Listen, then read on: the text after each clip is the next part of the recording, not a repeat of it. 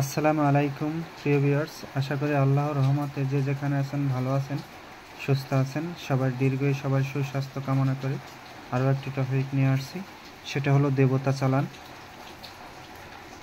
দেবতা চালান কিভাবে করবেন নিয়মটা আমি বলে দিতেছি। আর ভিডিও শুরু থেকেই শেষ পর্যন্ত মন্ত্রটা আমি লিখে দেব।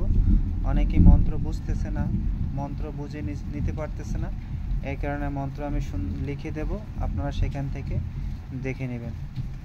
নিয়মটা শুনেন। যে কোনো তুলা রাশি, হালকা রাশি হলেও হবে, যে হালকা রাশি থাকলেও হবে।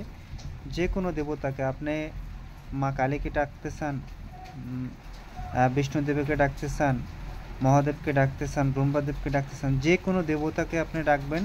শুধু এই মন্ত্র 11 বার পরে তুলা রাশির গায়ে ফু দিবেন, মাথায় হাত রেখে কপালে ফু দিবেন, সঙ্গে সঙ্গে সে হাজির হয়ে যাবে। রাশি হালকা হলেও সে হাজির হয়ে যাবে নিঃসন্দেহে।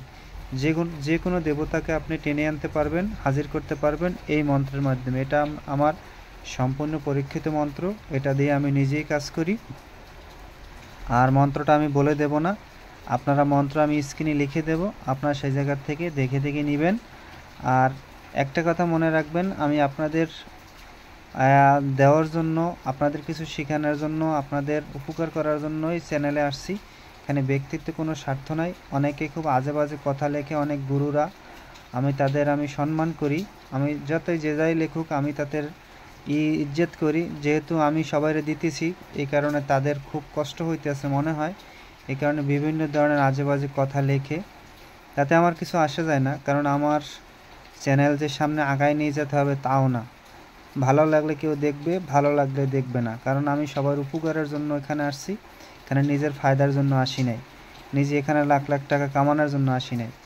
যদি কেউ একটু সরিষে পরিমাণে পারি উপকার করে করব, না পারি আমার মতো করে থাকবো। আশা করি আপনাদের এই ভিডিও ভালো লাগবে। আর মন্ত্রটা স্ক্রিনে লিখে দিতেছি, সেখান থেকে আপনারা সংগ্রহ করবেন।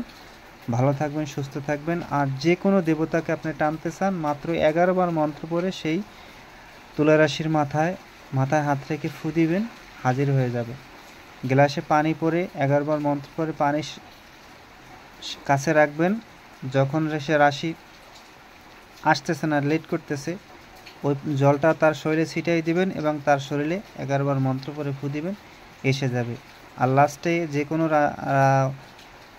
দেবতা আসার পরে তারে কাটান করার মন্ত্র আছে, সেই কাটান করে দিবেন। কারণ যদি না কাটান করেন, তুলা রাশি কিন্তু অসুস্থ হয়ে যাবে। আশা করি সবাই ভালো থাকবেন, সুস্থ থাকবেন, সবার দীর্ঘই সবার সুস্বাস্থ্য কামনা করে আজ এই পর্যন্তই। আসসালামু আলাইকুম।